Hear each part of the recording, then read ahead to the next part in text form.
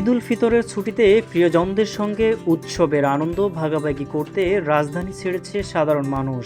ফলে প্রায় ফাঁকা হয়ে পড়েছে ঢাকা। আর এই ফাঁকা নগরীতে চুরি ছিনতাই সহ নানা অপরাধের আশঙ্কা বেড়ে যায়। বসুন্ধরা, উত্তরা, বনশ্রী, কুড়িল ও বাড্ডা সহ রাজধানীর বিভিন্ন স্থানে অভিজাত ও অত্যাধুনিক মানের ফ্ল্যাট কেনার এক নির্ভরযোগ্য প্রতিষ্ঠান প্লেজেন্ট প্রপার্টিজ লিমিটেড। বিগত দিনে দেখা গেছে ঈদের ছুটি শেষে ফিরে এসে অনেকেই বাসার তালা ভাঙা, গ্রিল কাটা পেয়েছেন, খুয়ে গেছে মূল্যবান সামগ্রী। এবছরও দীর্ঘ ছুটিতে এই সংখ্যায় নগরবাসীর মনে। এমন পরিস্থিতিতে প্রশ্ন উঠেছে, ফাঁকা ঢাকার নিরাপত্তায় কতটা প্রস্তুত আইন শৃঙ্খলা বাহিনী?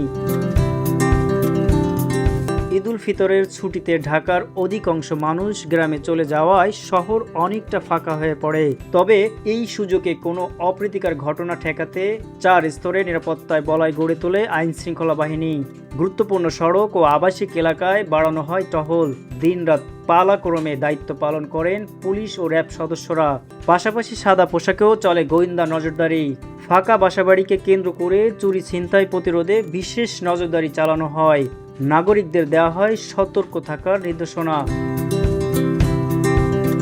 মিরপুর সেনপাড়ার স্থানীয় বাসিন্দা রফিক বলেন, এখানে পুলিশ প্রতিদিন প্রায় 2-3 বার টহল দেয়। বিশেষ করে রাতে এখন পর্যন্ত কোনো সমস্যা হয়নি। এই বছর আগের তুলনায় এখন ভালো যাচ্ছে। তো সার্বিক পরিস্থিতিতে এমনিতে টহল নেই, কিন্তু এরকম কোনো ছিনতাই বা অন্যান্য কোনো অকারেন্স এখনো হয় নাই, আমরা দেখি নাই। এমনি ওভারঅল পরিস্থিতি ভালো যাচ্ছে। আশঙ্কা এই মুহূর্তে দেখছি না। যদি হয়তো বা ঢাকা শহর ফাঁকা, যদি আইন শৃঙ্খলা পরিস্থিতি একটু বাড়ানো যায় হয়তো বা, তাহলে ভালো হবে।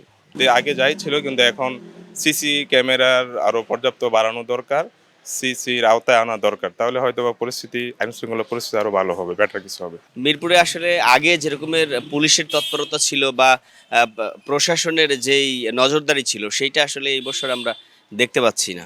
আইন শৃঙ্খলা বাহিনীর দাবি, নাগরিকদের সচেতনতা ও সম্মিলিত প্রচেষ্টায় বড় ধরনের কোনো অপ্রীতিকর ঘটনা ঘটেনি।